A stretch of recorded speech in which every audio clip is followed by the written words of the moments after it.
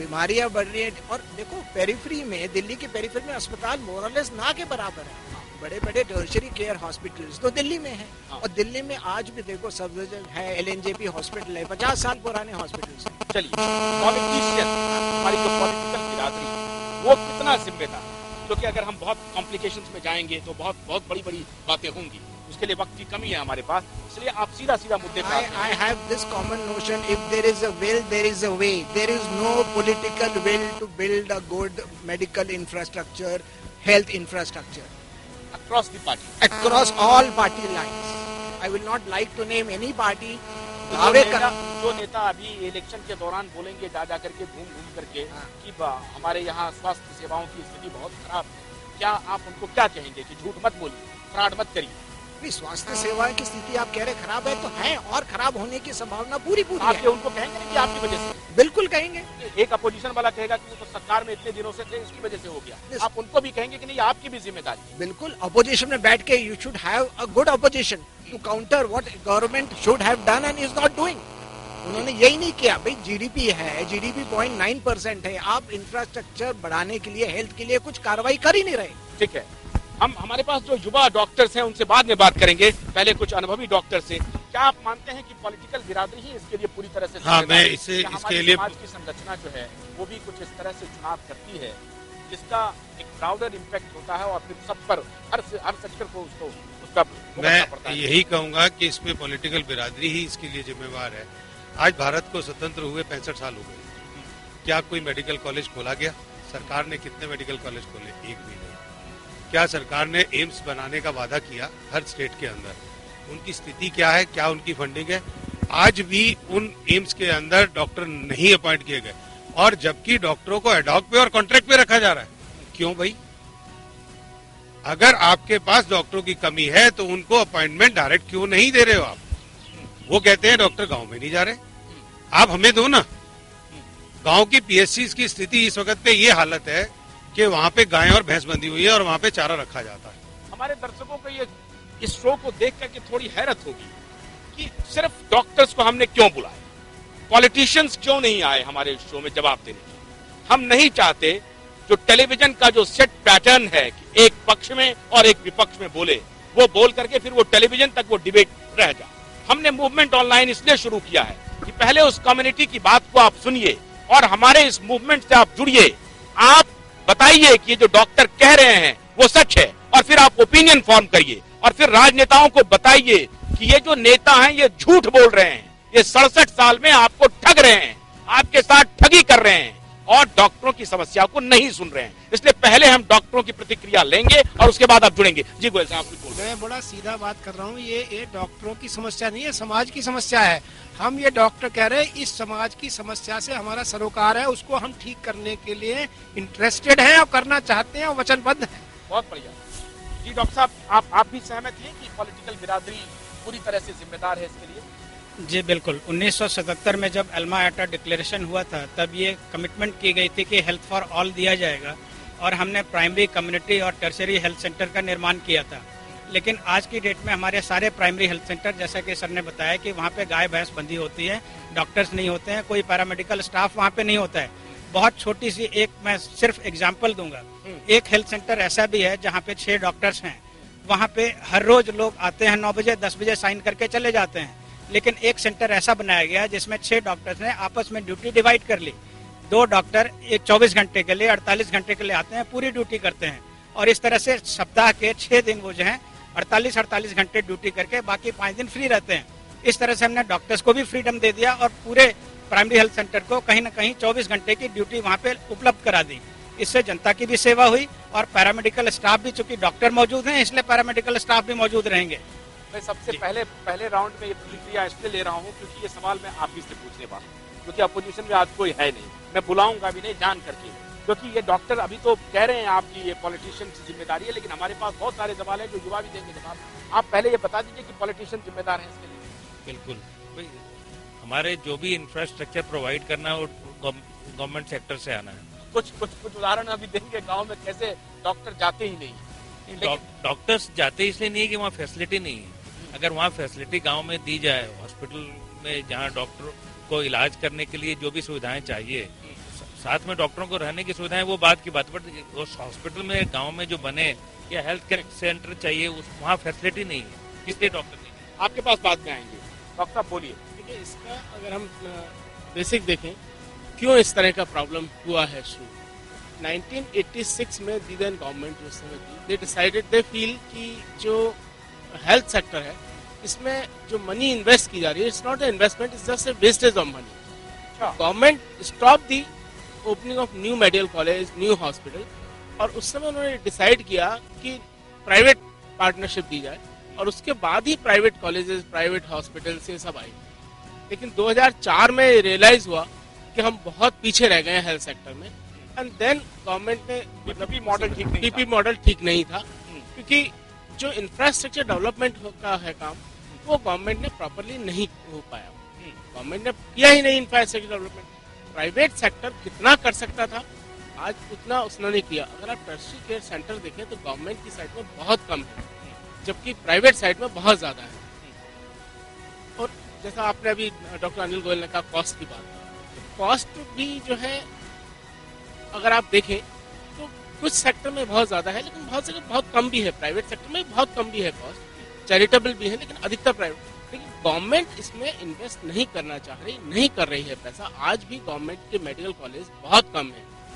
अगर आप 86 से अब तक देखें तो hardly few medical college, only 10-12 medical college नए खुले हैं, जबकि अब तक जिस तरह पॉपुलेशन इंक्रीज हुआ है उस हिसाब से मेडिकल कॉलेज भी और खुलने चाहिए थे, हॉस्पिटल्स भी और होने चाहिए थे। अगर हम बड़े शहरों को छोड़ दें, सिटीज को छोड़ दें, जैसे दिल्ली है, कानपुर है, इनको छोड़ दें, तो छोटे शहरों में या हेल्थ सेंटर है ही नहीं, तो सरकार ने इन्वेस्टमेंट किया ही नहीं है, वेस्टेज है। एक छोटा सा ब्रेक ले रहे हैं। ब्रेक के बाद हमारे जो युवा डॉक्टर्स हैं जो पढ़ाई कर रहे हैं, उनसे जानेंगे कि उनके जो अग्रज हैं, जो सीनियर डॉक्टर्स हैं, उन्होंने क्या एजेंडा सेट किया देश के लिए। कहीं ये गड़बड़ी इनके तरफ से तो नहीं हो रही है, जो पॉलिटिकल बिरादरी पर सारी जिम्मेदारी थोपी जा रही है। क्योंकि ये भी बात उठती है कि अस्पतालों में डॉक्टर्स नहीं होते हैं, इलाज करने के लिए डॉक्टर्स के लिए पैरवी लगानी पड़ती है, ग्रामीण इलाके में तो डॉक्टर जाना नहीं चाहते हैं।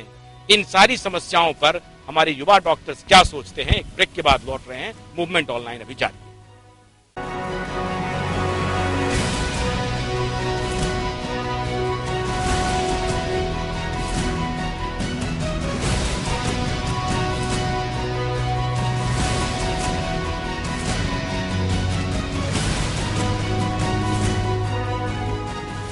ब्रेक के बाद आप सबका स्वागत है मूवमेंट ऑनलाइन में। हम चर्चा कर रहे थे कि हेल्थ केयर को लेकर के जो हालात खराब हैं देश में, उसके लिए राजनीतिक बिरादरी कितनी जिम्मेदार है। ज्यादातर हमारे जो सीनियर डॉक्टर्स उन्होंने कह दिया कि चौपट कर दिया पॉलिटिकल बिरादरी ने पूरे हेल्थ केयर को देश में। लेकिन युवा डॉक्टर्स की सोच लगता है कि कुछ अलग हो।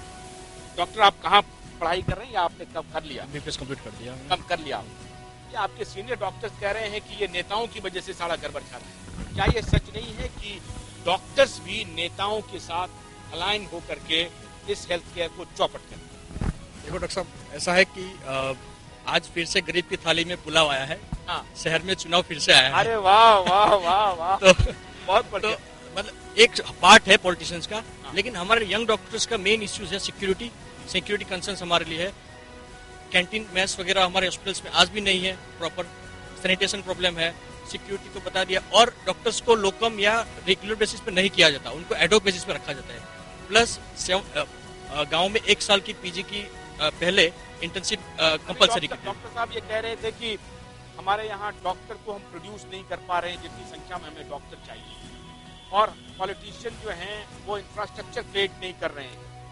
और आप कह रहे हैं कि जो डॉक्टर हैं भैया, जो पढ़ाई कर रहे हैं, उनके लिए तो सिक्योरिटी नहीं है, सिक्योरिटी नहीं है, कैंटीन नहीं है, कोई लोकल एमएलए आके आपको परेशान कर देता है। ज्यादातर हॉस्पिटल थे, ज्यादातर जो कॉलेज थे, डॉक्टर ही मोस्टली एडमिनिस्ट्रेटर थे। तो ये अब वहाँ उनका धर्म कहाँ चला गया? ऐसा है कि 50,000 सीटें यूपीए की गवर्नमेंट ने लास्ट ईयर बढ़ी है एमबीबीएस की अंडर ग्रेजुएट सीट से।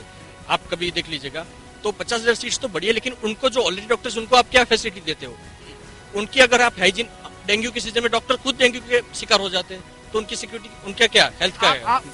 उसके लिए हम नो डाउट हर डिपार्टमेंट के मेडिकल सुपरिटेंडेंट को भी जिम्मेदार कहते हैं, ब्यूरोक्रेसी भी इसमें इन्वॉल्वमेंट है। नहीं, लेकिन एक बात बताइए, अखिल भारतीय आयुर्विज्ञान संस्थान जिसको आप एम्स कहते हैं, सबसे बड़ा इंस्टीट्यूट देश में, कम से कम इतना करोड़ों का अरबों का उसका बजट, बिल्कुल आप उस हॉस्पिटल में चले जाइए तो आपको सफाई नहीं मिलेगी। इसके लिए जिम्मेदार कौन है? इसमें एक नेता, ब्यूरोक्रेसी एंड एमएस, क्योंकि फंड तो ऊपर से आता है, बीच में से कहाँ चला जाता है हमें नहीं पता। तो हमने यही सवाल, इसका कोई नेक्सस है, हम ये जानना चाहते हैं, पॉलिटिशियंस, ब्यूरोक्रेट एंड जो एडमिनिस्ट्रेटिव के, सारी समस्या की जड़ जो है ना यहाँ के नेता है। अगर कोई नेक्सस है, कार्टेल है, तो वो पहले पहचानो कि पैसे अगर आ रहे, वहां से दिखा रहे 10,000 करोड़ इश्यू हो गए, रिलीज हो गए फंड, पैसा गया कहाँ? आप ये मानते हैं ना कि डॉक्टर जो हमारे जो सीनियर डॉक्टर्स रहे हैं, जो कि इस कैपेसिटी में थे एडमिनिस्ट्रेशन के, उन्होंने भी ठीक काम नहीं किया।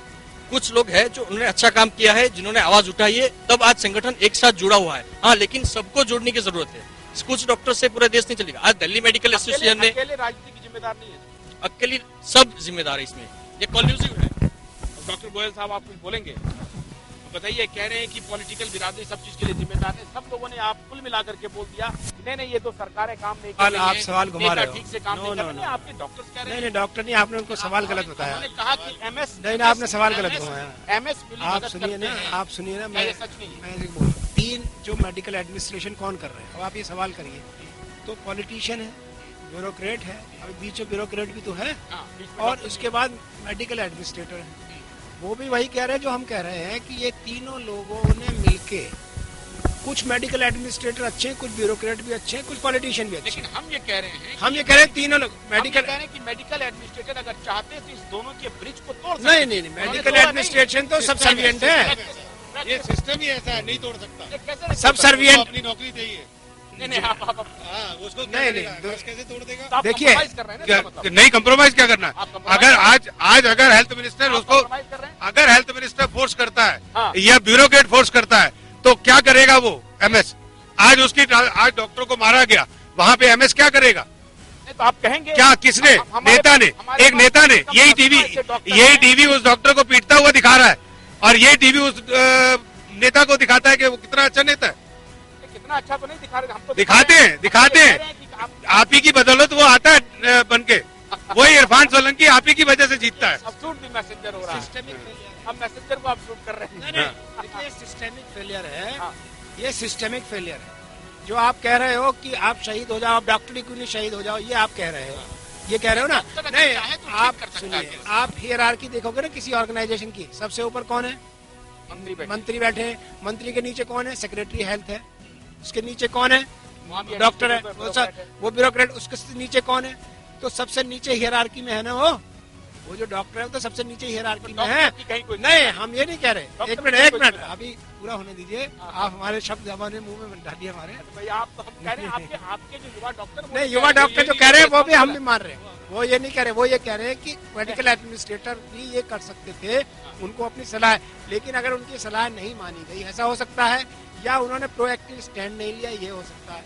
तो हम ये कह रहे हैं, तीनों लोगों ने मिलकर अपना काम उस तरह से नहीं किया जिस तरह से होना चाहिए। मैंने जैसे शुरू में कहा, इंफ्रास्ट्रक्चर क्रिएट करना ये के डॉक्टर का काम है। पहले आप मुझे बताइए, इंफ्रास्ट्रक्चर क्रिएटेड है, जो बना हुआ है, अगर तो बर्बाद करने में डॉक्टर की जिम्मेदारी है। इंफ्रास्ट्रक्चर क्रिएटेड है, आप कोई भी एक हॉस्पिटल का नाम ले लो जो बहुत पुराना हॉस्पिटल है, इंफ्रास्ट्रक्चर इन प्लेस है।